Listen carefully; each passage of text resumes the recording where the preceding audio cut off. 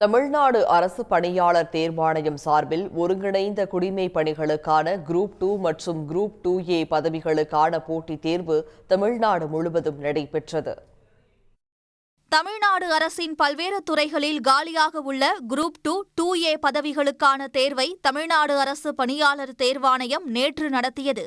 உதவி ஆய்வாளர், துணை வணிக வரி அலுவலர், வனவர், கணக்கர், நேர்முக உதவியாளர் ஆகிய 2327 காலி பணியிடங்களுக்கான முதல் நிலை எழுத்துத் தேர்வு நடைபெற்றது.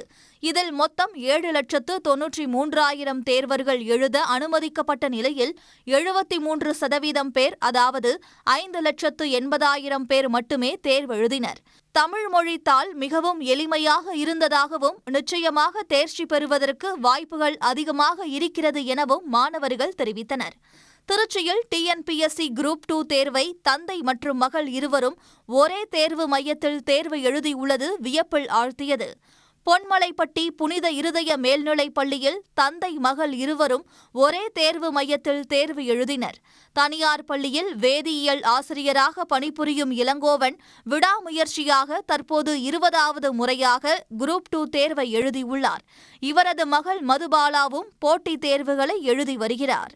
எனக்கு வயசு 53 சார். என்ன வேலை செய்றீங்க? இப்போ நான் ப்ரைவேட்டில் டீச்சராக இருக்கேன்.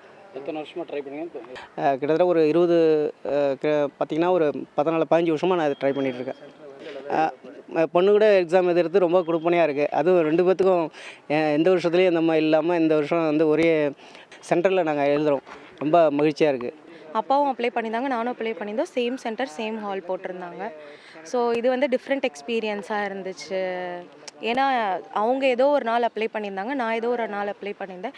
பட் ஸ்டில் பார்க்கும்போது ஒரே சென்டர் போட்டிருந்தது எங்களுக்கு சர்ப்ரைஸாக இருந்தது.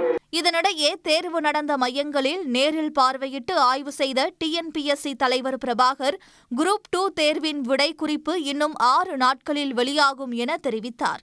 குரூப் 2 தேர்வு தாள் திருத்தும் பணிகள் 2 அல்லது 3 மாதங்கள் வரை நடைபெறும் என்றும் அவர் கூறினார். உடனுக்குடன் செய்திகளை தெரிந்து கொள்ள சன் நியூஸ் பெல் ஐகானை கிளிக் பண்ணுங்க.